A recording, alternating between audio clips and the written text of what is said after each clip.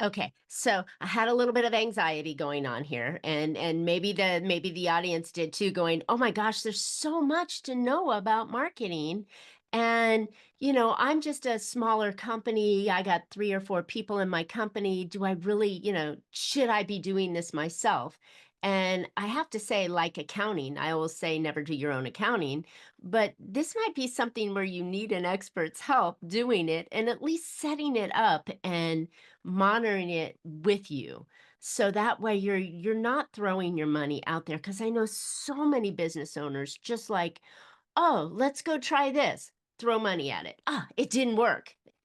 "Let's go try this over here now." Throw money at it. That didn't work. When in reality, it could have worked had they had an expert that understood how to set it up properly and manage the data so that you could see if it worked or not. 100%. I think there's two common pitfalls I see brands fall into. One is, we don't need an expert. We're going to figure it out. And I'm going to hire a bunch of interns to run this. Mm, That's dangerous because the interns don't really know what works from a strategic point of view. They're just executing your orders. And so you're going to spend a that's true. lot of money training them, a lot of time, a lot of management effort to make sure that they're executing a good strategy that is something that, as the founder, if you're not really literate in marketing, you might be advising them to go in the wrong direction. And while that's fine, I'm very someone who loves to learn by doing. So I don't want to get in the way of anyone who wants to do that. But if you're looking for a quicker path to growth, bringing in an expert who creates the strategy that then gets given to the interns with training so they know how to expertly execute the one thing that they've been hired to do, that will save you a lot of pain, time, effort, and it'll streamline the entire process. The Love other it. the other thing that I see brands fall into is the ideas founder, someone who's constantly like, oh, we should be doing this, we should be doing that. And I've worked with Girl. many of these founders. And so the thing that I provide that's the most valuable to those founders is directing the effort.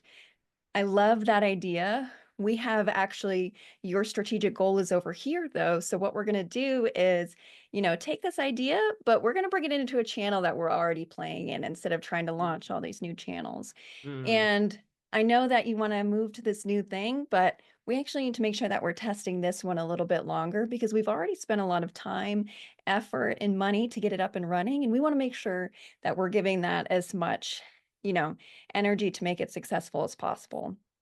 And so, in that way, the founder has a lot of ideas and they're very creative and strategic, but they have a very short attention span. So, making sure that the money that's already been spent on marketing is being given its time to run its course and be successful is key. So, if you're if you're hearing that one of those two things is really applicable to your situation, I just advise you to take a step back, take a breath, and either make a plan to create a strategy for those interns or lower level marketers, or make sure you have somebody that you are running ideas through before they're being executed. That will be key to your success and your profitable growth.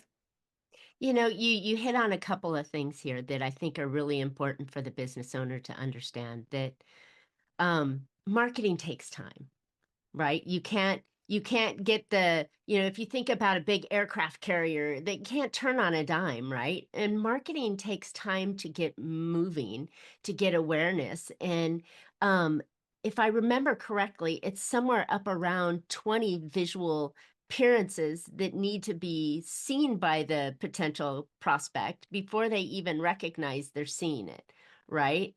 So that's a lot of time and effort to get things, as you said, in motion first before it starts to pay out.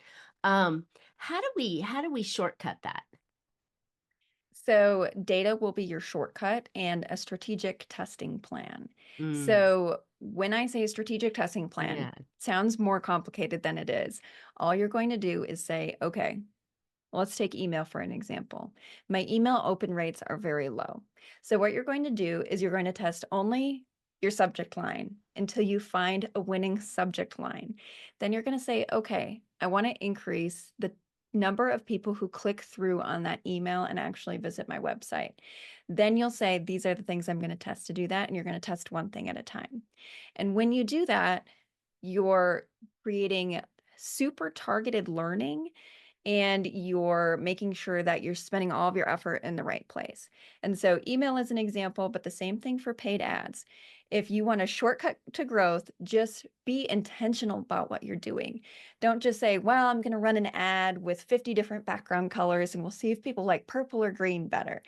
What you're going to do instead is test your copy, test like different lengths of copy. Meta, for example, is great for this because you can do multiple at a time.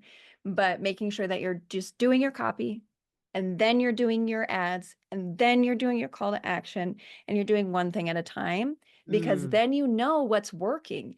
And if something's working in your email subject lines, well, it's possible that it's going to work also in your paid ads. And so when you do one thing at a time and you get those learnings, you're actually going to have that shortcut to growth.